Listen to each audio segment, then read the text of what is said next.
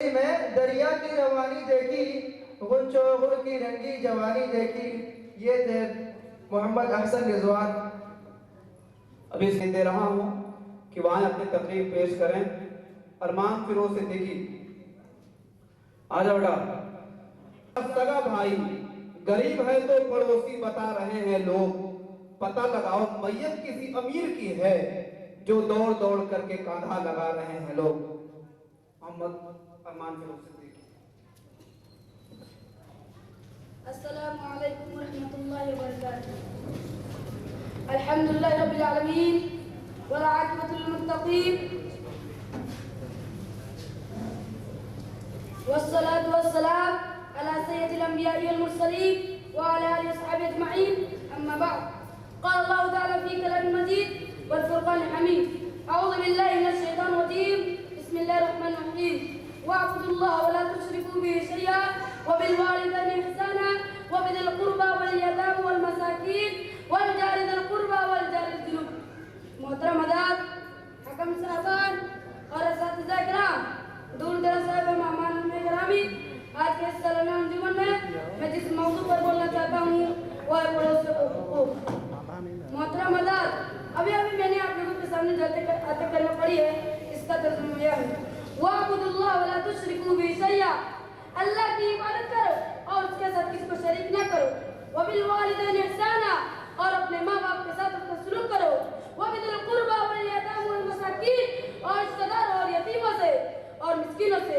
وَالْجَارِ ذِي الْقُرْبَى وَالْجَارِ الْجُنُوبِ، اور قرابت ہمسائے سے اور اجنبی ہمسائے سے. محترم حضرات، ان آیت کریمہ سے مراد صرف وہ پڑوس نہیں جس سے قرابت داری ہو، بلکہ یہاں پر وہ پڑوس مراد ہے جو رشتہ دار ہو یا غیر رشتہ دار، سب کے ساتھ احسان کا معاملہ کیا جائے.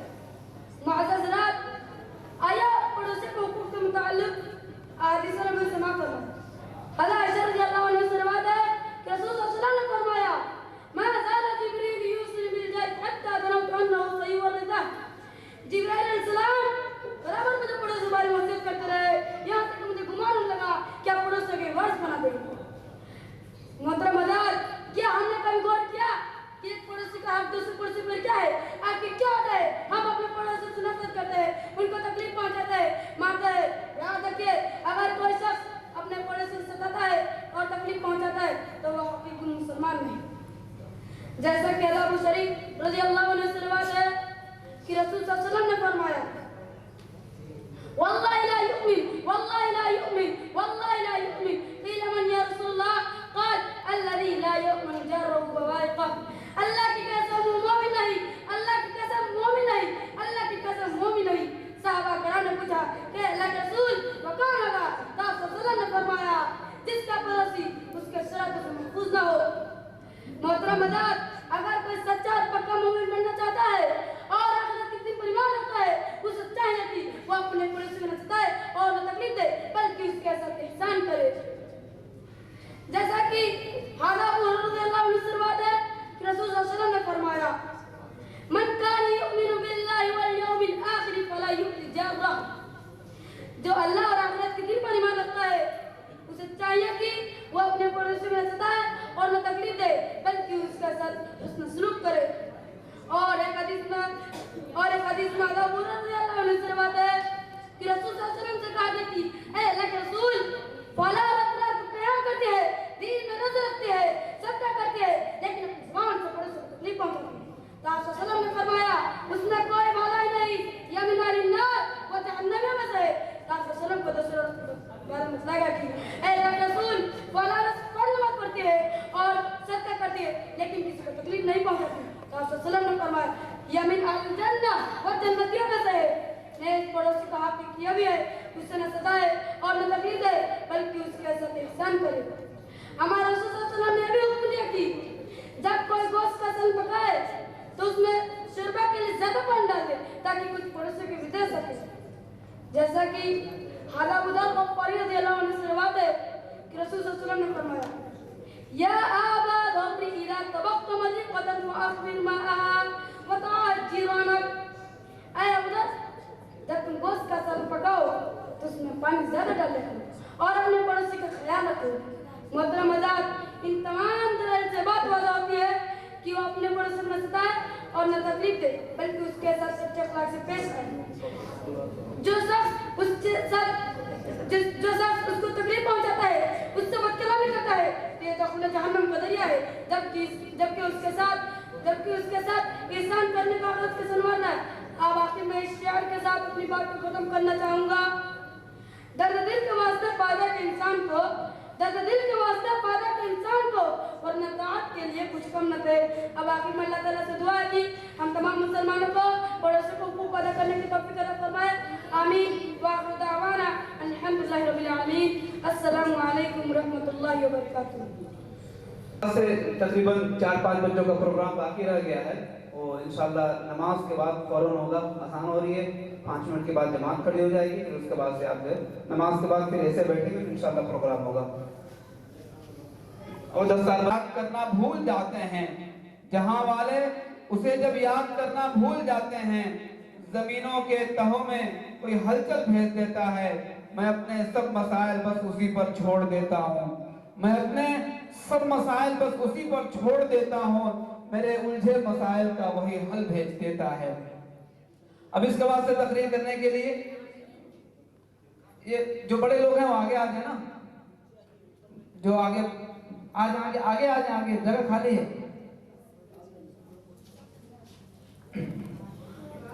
آگے۔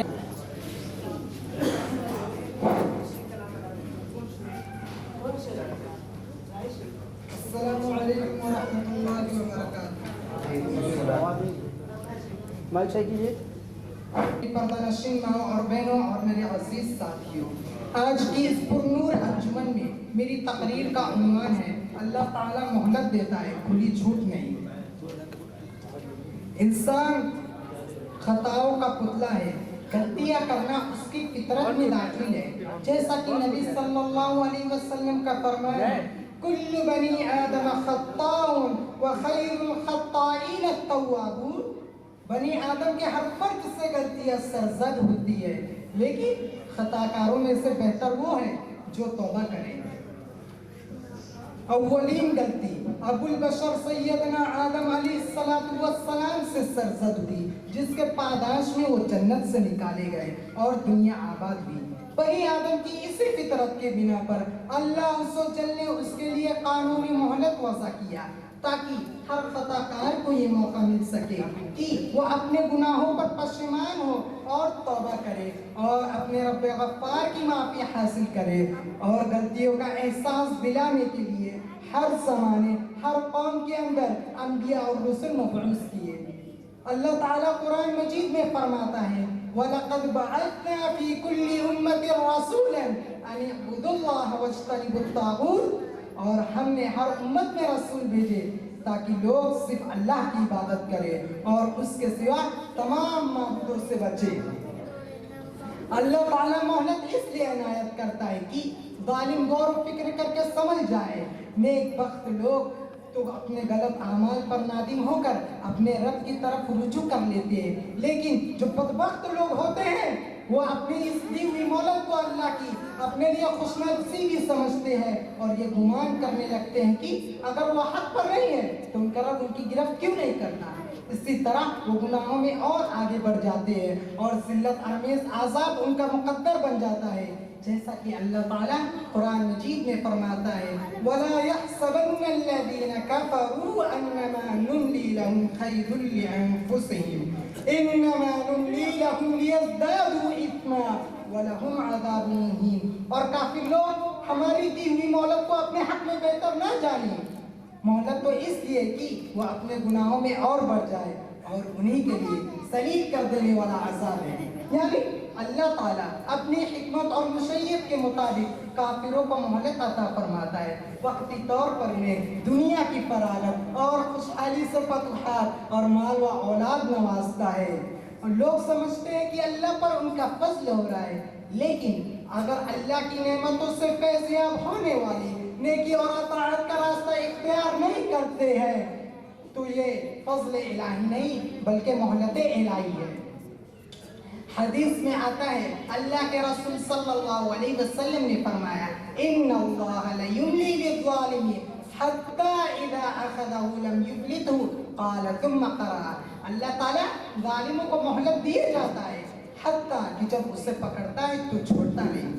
میرے بھائیوں، دنیا کی بڑی بڑی طاقتوں اور سپر پاورز کو بھی اللہ تعالیٰ کی مہلت سے استفادہ نہ حاصل کرنے کی صورت میں تباہی کا سامنا کرنا پڑا. قوم سمود جو پہاڑوں کو تراش کر بطور یادگار کے لیے تعمیر کیا کرتی تھی، قوم عاد جسے اپنی طاقت پر بہت ہی ناز تھا، وہ کہا کرتی تھی کہ ہم سے زیادہ طاقتور کون ہے؟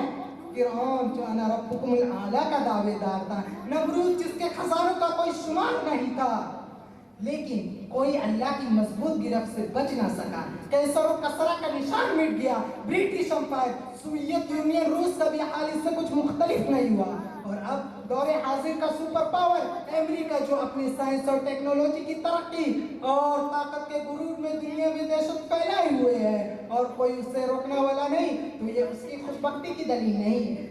یہ تو قدرت کی دی ہوئی مہلت ہے تاکہ وہ اپنی ظلم اور سرکشی میں حد سے بڑھ جائے اور پھر اس سے بچانے والا کوئی نہ ہوگا، کیونکہ اللہ کی پکڑ انتہائی مضبوط ہے.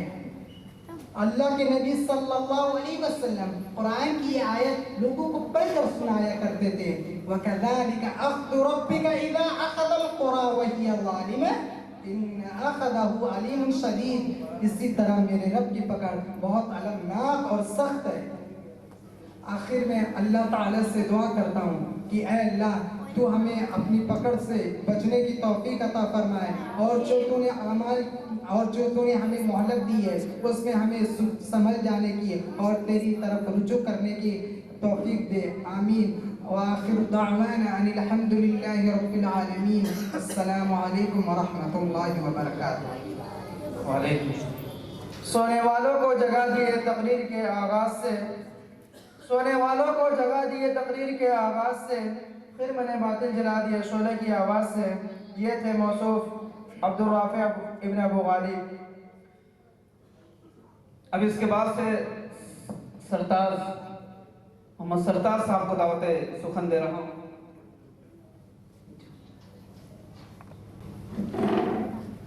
السلام علیکم ورحمۃ اللہ وبرکاتہ.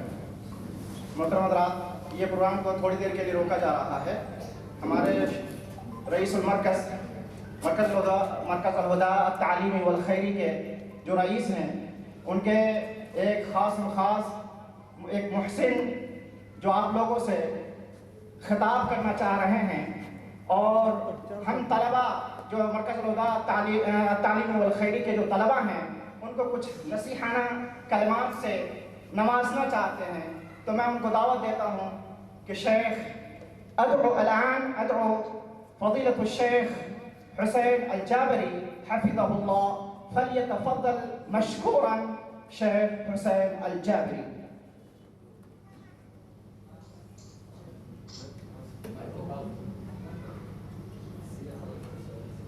فلیتفضل شیخ. السلام علیکم ورحمۃ اللہ وبرکاتہ. بسم الله والحمد لله والصلاة والسلام على رسول الله. ما بعد، أولا وسط هدى ونور ينير الله تبارك وتعالى بها البلاد والعباد وينشر فيها الخير والبركة بأهلها والقائمين عليها. ثم إني أشكر فضيلة الشيخ محمد صالح الذي كرمه الله وجزاه أن رتب هذا اللقاء وكان سببا فيه، والإخوة المشايخ والعلماء الذين كانوا كذلك سببا في هذا اللقاء الذي أرجو أن يكون مباركا، وأن ينفع الله تبارك وتعالى فيه السامع والمتكلم، وأن يجعله حجة لنا. فإن فضل العلم شأنه عظيم، ويبدأ أن يريد من الوقت ما هو أطول وأطول من ذلك بكثير، وإنما يعني لعلنا نذكر ما يسر الله تبارك وتعالى من أدلة تبين فضل العلم وأهله. فكما لا يخفى على أمثالكم بارك الله فيكم، فإن فضل العلم عظيم وشأنه ومرتبته عند الله عالية، وهو ما ينبغي أن يعتني به المسلم، خاصة طالب العلم الموفق اللبيب، حتى يعبد الله تبارك وتعالى على بصيرة. فبالعلم أمرنا أولا كما لا يخفى عليكم، بارك الله فيكم، كما قال ربنا تبارك وتعالى بعد أعوذ بالله من الشيطان الرجيم: فاعلم أنه لا إله إلا الله واستغفر لذنبك. وقد رفع الله تبارك وتعالى شأن العلم وشأن أهله، قال تعالى: يرفع الله الذين آمنوا منكم والذين أوتوا العلم درجات. وقال سبحانه: قل هل يستوي الذين يعلمون والذين لا يعلمون إنما يتذكر أولو الألباب. والعلم أيها الأخوة المباركون هو ميراث الأنبياء عليهم الصلاة والسلام. قال النبي صلى الله عليه وسلم: إن العلماء ورثة الأنبياء، وإن الأنبياء لم يورثوا دينارا ولا درهما، إنما ورثوا العلم، فمن أخذ به فقد أخذ بحظ وافر. وفي الحديث: سلك طريقا يبتغي به علما سهل الله له طريقا إلى الجنة. وإن الملائكة لتضع أجنحتها لطالب العلم رضا بما يصنع، وإن العالم ليستغفر له من في السماوات ومن في الأرض، حتى الحيتان في الماء. وفضل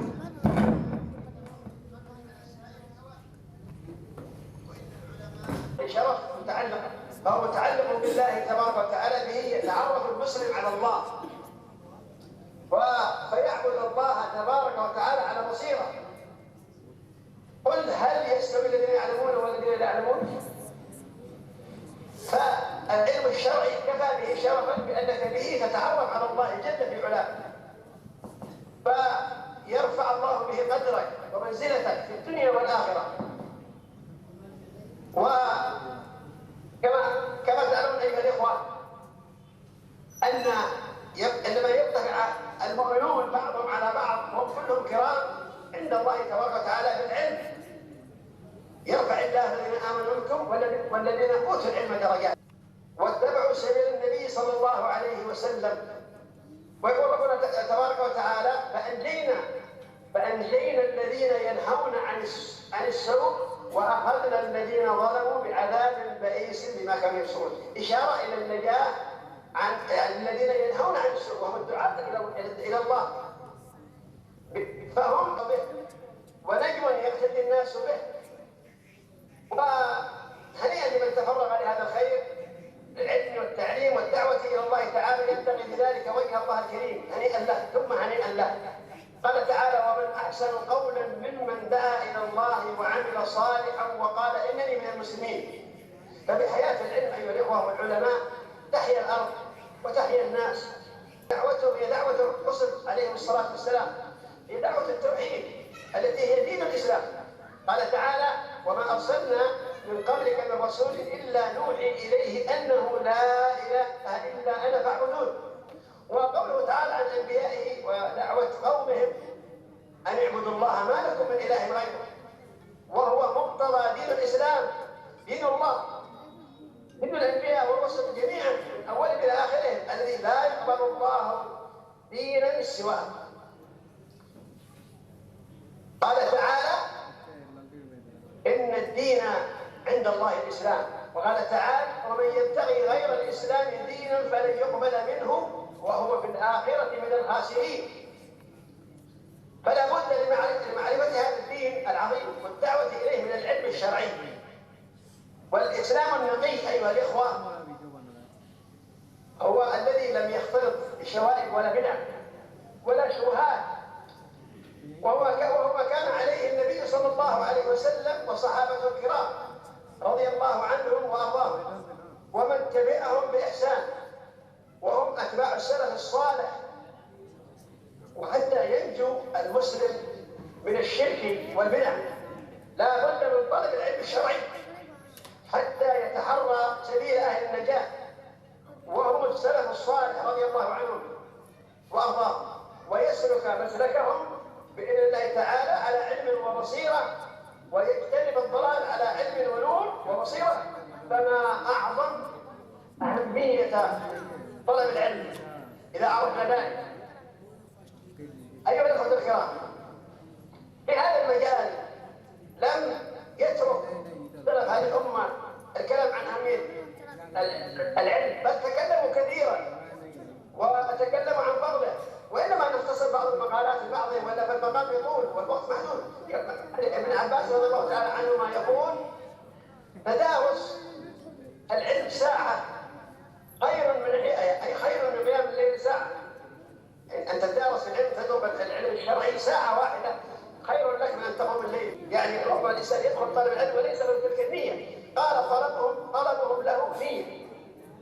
يعني أنا بإذن الله تبارك وتعالى العلم هم من سمعتم أو تسمعون أو صاروا، وفي استحباب الرحلة أيها الإخوة شرف طالب العلم حتى لو أن الإنسان تنقل من مكان إلى آخر، يعني طلب العلم هذا كله من العبادة. استحباب الرحلة في طلب العلم. يقول الله تعالى: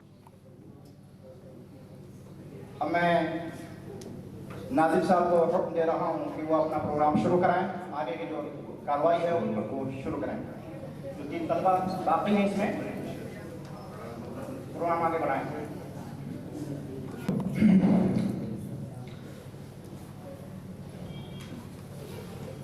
हमी को कातिल कहेगी दुनिया, हमारा ये कत्लेआम होगा।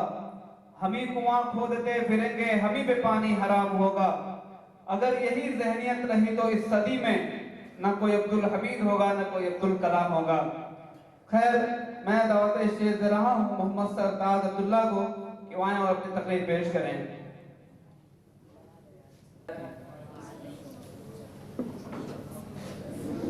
अल्हम्दुलिल्लाहि रब्बिल आलमीन वस्सलातु वस्सलामु अला सय्यिदिल अंबिया'i वल मुरसलीन व अला आलिहि व अस्हाबिहि अजमईन। अम्मा बअद, क़ाल अल्लाहु तआला फ़िल क़ुरआनिल मजीद वल फ़ुरक़ानिल हमीद, अऊज़ु बिल्लाहि मिनश शैतानिर रजीम, बिस्मिल्लाहिर रहमानिर रहीम। वला तुतिअ कुल्ल हल्लाफ़िन महीन हम्माज़िन मश्शाइन बिनमीम। सदर अर्जुमन, हकम साहिबान और मेरे प्यारे साथियों,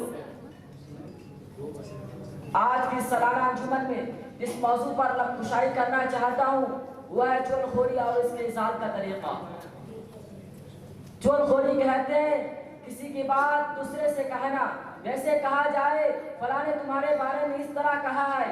इसी तरह किसी ऐसी पोशीदा बात जिसका जाहिर होना या जिससे किसी से बयान करना उससे नापसंद हो, चुगलखोरी है। मेरे प्यारे साथियों, अल्लाह ताला कुरान मजीद में चुगलखोरी की मज़म्मत करते हुए फरमाता है: वला तुतिअ कुल्ल हल्लाफ़िन महीन हम्माज़िन मश्शाइन बिनमीम। और तू किसी ऐसे शख्स का भी कहना ना मानना जो ज्यादा कसमें खाने वाला, जो अकार, ऐब को और चुगलखोर हो। अल्लाह के नबी सल्लल्लाहु अलैहि वसल्लम हदीस में चुगलखोरी की मज़म्मत करते हुए फरमाया: ला यदखुलुल जन्नत नम्मामुन, चुगलखोर जन्नत में नहीं जाएगा। गौर कीजिए, इस हदीस से वाज़ेह तौर से बताया गया है कि चुगलखोर जन्नत में नहीं जाएगा। आइए हदीस नबी से एक वाक़या सुनाता हूँ जिससे चुगलखोर की क़बाहत वाज़ेह हो जाएगी। हज़रत अब्दुल्लाह बिन अब्बास रज़ी अल्लाहु अन्हुमा फरमाते हैं कि नबी सल्लल्लाहु अलैहि वसल्लम नबी मदीना मक्के के बागात से गुजरे तो आपने 2 लोगों की आवाज़ें सुनी जिनको कब्र में अज़ाब हो रहा था, लेकिन किसी बड़े गुनाह को नहीं अज़ाब हो रहा था। उनमें से एक तो पेशाब के छींटों से नहीं बचता था और दूसरा चुगलखोरी करता था। मेरे प्यारे साथियों, अगर कोई शख्स चुगलखोरी करे तो ऐसे चुगलखोर के लिए चंद बातों का एहतमाम करे। चुगलखोर जो कहे इसकी तहकीक कर ले, क्योंकि चुगलखोर फासिक है और उसकी गवाही मरदूद है। चुनांचा अल्लाह रब्बुल आलमीन फरमाता है: या अय्युहल्लज़ीना आमनू इन जाअकुम फासिकुन बिनबइन फतबय्यनु। ऐ मुसलमानों, अगर तुम्हें कोई फासिक यानी बदअमल खबर दे तो तुम इसकी अच्छी तरह तहकीक कर लिया करो। चुगलखोर को उसकी बुरी आदत से रोके और नरमी के अंदाज में उसके सामने खराबी को जाहिर करे। जैसा कि अल्लाह ताला का हुक्म है, वअमुर बिल मारूफ व नही अनिल मुनकर, अच्छे कामों का हुक्म दो और बुरे कामों से रोको। चुगलखोर जो है इसके बाद में आकर किसी के ऐब चोरी और जासूसी में न लग जाओ, क्योंकि ऐसा करना मना है। वला तजस्ससु, और जासूसी ना करो, यानी किसी का भेद ना घोटाला करो। अल्लाह के वास्ते चुगलखोर से अपने को महफूज रखे, کیونکہ ایسا شخص اللہ تعالیٰ کا نزدیک ناپسندیدہ ہے۔ ایسا نہ ہو کہ چول خوری کی خود چول خوری کرنے لگ جائے اور دوسروں سے اس کی چول خوری کھاتے پھرے۔ فلاں ایسا کہا تھا ورنہ تم بھی چول خور کے زمرے میں شامل ہو جاؤ گے۔ معزز حضرات، آخری میں ایک واقعہ سنا کر اپنی بات کو ختم کرنا چاہتا ہوں۔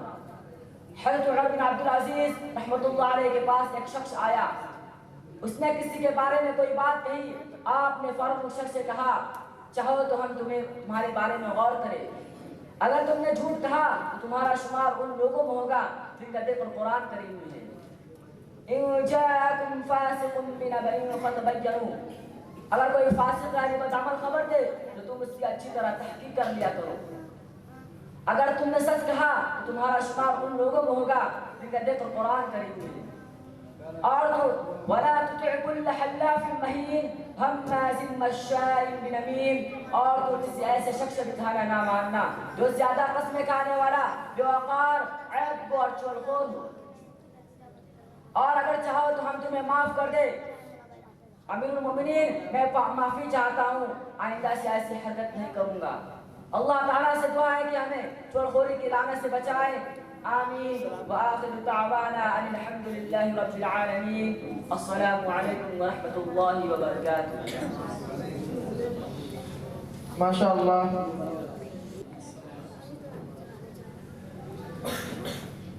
الحمدللہ رب العالمین، والصلاة والسلام على سيد الأنبياء والمرسلين وعلى آله وصحبه أجمعين، عما بعد، قال الله تعالى أعوذ بالله من الشيطان الرجيم، بسم الله الرحمن الرحيم، إن الذين قالوا ربنا الله ثم استقاموا فلا خوف عليهم ولا هم يحزنون أولئك أصحاب الجنة خالدين فيها جزاء بما كانوا يعملون۔ قابل احترام صدر مجلس اور حاضرین انجمن، آج کی اس نورانی محفل میں جس موضوع پر روشنی ڈالنا چاہتا ہوں وہ استقامت۔ میرے اسلامی بھائیوں، استقامت کا لغوی معنی ہے جم جانا، اور شریعت میں کہتے ہیں کہ حق کو اپنانے کے بعد اس پر مضبوطی سے قائم رہنا، کسی بھی حالت میں اس سے نہ ہٹنا، جیسی بھی مشکل ہے اسے برداشت کرنا۔ قرآن مجید میں اللہ رب العالمین استقامت کا حکم دیتے ہوئے فرماتا ہے کہ فاستقم کما امرت، بس آپ جمے رہیے جیسا کہ آپ کو حکم دیا گیا ہے۔ لیجئے ایک حدیث سنیے جس میں اللہ کے نبی جناب محمد رسول اللہ صلی اللہ علیہ وسلم نے ایک صحابی کے سوال کرنے پر استقامت کا حکم دیا۔ سفیان بن عبداللہ ثقفی رضی اللہ عنہ بیان کرتے ہیں کہ میں نے کہا کہ اللہ کے رسول صلی اللہ علیہ وسلم اسلام سے متعلق ایک ایسی بات بتا دیجئے کہ پھر میں اس کو آپ کی بات کسی اور سے نہ پوچھوں، تو آپ صلی اللہ علیہ وسلم نے فرمایا قل آمنت باللہ ثم استقم، کہہ دو کہ میں اللہ پر ایمان لایا پھر استقامت اختیار کر۔ اس آیت کریمہ اور حدیث میں ایمان والوں کو استقامت کی تلقین کی گئی ہے، کیونکہ استقامت دشمنوں کے مقابلے کے لیے ایک بڑا مؤثر ہتھیار ہے۔ معزز حضرات، آئیے دیکھیں کہ ہمارے نبی صلی اللہ علیہ وسلم اور صحابہ کرام رضی اللہ عنہ کو کفار و مشرکین نے کیسی کیسی تکلیف پہنچائی، پھر بھی صبر و استقامت کا دامن انہوں نے نہیں چھوڑا۔ جب نبی صلی اللہ علیہ وسلم کی دعوت کو روکنے کے لیے کفار و مشرکین نے آپ صلی اللہ علیہ وسلم کے چچا ابو طالب سے شکایت کی، تو اس وقت آپ صلی اللہ علیہ وسلم نے فرمایا چچا جان، اللہ کی قسم اگر یہ لوگ میرے دائیں ہاتھ پر سورج اور بائیں ہاتھ پر چاند رکھ دے تب بھی میں اس کام کو یعنی توحید کی دعوت نہیں چھوڑوں گا حتیٰ کہ اللہ تعالیٰ اس دن کو غالب کر دے یا میں اس راستے میں ہلاک ہو جاؤں گا۔ ایک شاہد نبی صلی اللہ علیہ وسلم کے قول کی کیا یہ خود ترجمانی کی ہے، میرے ہاتھوں پر اللہ کا چاند سورج کی طرح رکھ دو، میرے ہاتھوں پر اللہ کا چاند سورج کی طرح رکھ دو، میرے قدم و تلے ہوئے سبھی کا مال وسر رکھ دو۔ خدا کے کام سے میں باز حدیث آ نہیں سکتا، خدا کے کام سے میں باز حدیث آ نہیں سکتا، یہ مجھ جھوٹے ہیں، جھوٹوں کو میں سچا کہہ نہیں سکتا۔ حضرت مصعب بن عمیر رضی اللہ عنہ جب اسلام لائے تو ان کی ماں نے ان کا دانا پانی بند کر کے گھر سے نکال دیا، مگر انہوں نے حق نہیں چھوڑا۔ حضرت عمار بن یاسر رضی اللہ عنہ اور ان کے والدین نے جب اسلام قبول کیا تو ان لوگوں پر قیامت ٹوٹ پڑی، مگر وہ حق پر ڈٹے رہے۔ یہاں تک کہ حضرت عمار رضی اللہ عنہ ان کے والد یاسر رضی اللہ عنہ دودھ کی تاب کھا کر وفات پا گئے، اور ان کی ماں حضرت سمیہ رضی اللہ عنہ کے شرمگاہ میں ابو جہل نے نیزہ مار کر شہید کر دیا۔ حضرت بلال رضی اللہ عنہ غلام پہ ان کا مالک انہیں 2 وقت سخت گرمی میں مکہ کے پتلے کا طور پر لٹا دیتا اور سینے پر بھاری پتھر رکھا دیتا، لیکن پھر بھی ان کی زبان میں یہ الفاظ ہوتے احد احد، یعنی اللہ ایک ہے، اللہ ایک ہے۔ عثمان رضی اللہ عنہ کا چچا انہیں کھجور کی چٹائی میں لپیٹ کر دھما دیتے اور سب استقامت سے کام لیتے اور حق پر چلے رہتے۔ معزز سامعین، گویا ہر قبیلہ کے مسلمان ہونے والے افراد کو طرح طرح کی سزائیں دے رہا تھا، اور جتنا قبیلہ نہ تھا ان پر اوباش اور سرداروں نے ایسے روزی تک جا رکھے تھے جنہیں سن کر مقبول انسان بھی کام جاتا تھا۔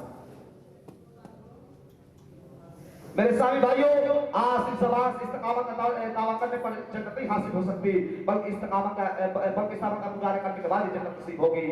جیسا کہ اللہ تعالیٰ فرماتا ہے ان الذین قالوا ربنا اللہ ثم استقاموا فلا خوف علیہم ولا هم يحزنون اولئک اصحاب الجنۃ خالدین جزاء بما كانوا يعملون۔ بے شک جن لوگوں نے کہا کہ ہمارا رب اللہ ہے، پھر اس پر جمے رہے تو ان پر نہ کوئی خوف ہوگا اور نہ غمگین ہوں گے، یا تو اہل جنت ہے جو ہمیشہ اسی میں رہیں گے، ان کے اعمال کے بدلے جو کیا کرتے ہیں۔ لہذا ضرورت اس بات کی ہے کہ ہر حال میں استقامت اختیار کی جائے اور کسی بھی مصیبت تکلیف اور دشمن کی دھمکی وغیرہ سے اسے ہر کس نہ چھوڑا جائے۔ آخر اللہ رب العالمین سے دعا ہے کہ اللہ رب العالمین ہم سب کو استقامت اپنانے کی توفیق دے۔ وآخر دعوانا الحمد للہ رب العالمین۔ السلام علیکم ورحمۃ اللہ وبرکاتہ۔ تقریر پیش کی۔ اب اس نشست کے آخری مقرر بچے ہوئے ہیں عبد الرحیم بن صادق، میں ان کو اس شعر کے ساتھ دعوت شعر دے رہا ہوں کیونکہ ان کا موضوع ہے والدین۔ جب والدین کی بات آتی ہے تو یہ بات کہنی پڑتی ہے کہ زمانہ جس کے لیے اہتمام کرتا ہے، زمانہ جس کے لیے اہتمام کرتا ہے وہ میرے دل کے کھنڈر میں قیام کرتا ہے۔ ضعیف باپ سے جو بات تک نہیں کرتا، ضعیف باپ سے جو بات تک نہیں کرتا، امیر شہر کو جھک کر کے سلام کرتا ہے۔ بات اس طرح سے بھی کہی جا سکتی ہے کہ پہلے پا کر بھیڑ میں شعلہ بیانی بیچنا، پہلے پا کر بھیڑ میں شعلہ بیانی بیچنا۔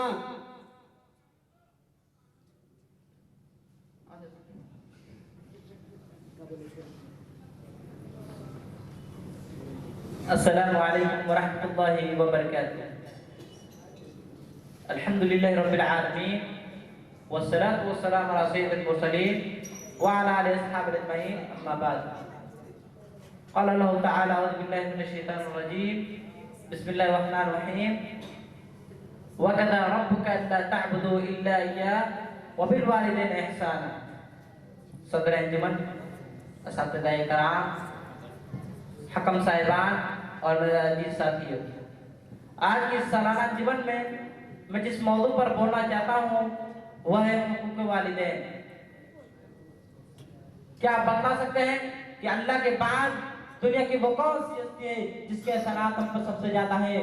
جی ہاں، وہ ہمارے والدین ہیں، جن کے ہمارے اوپر اس قدر احسانات ہیں کہ ہم کبھی بھی ان احسانات کا بدلہ نہیں چکا سکتے۔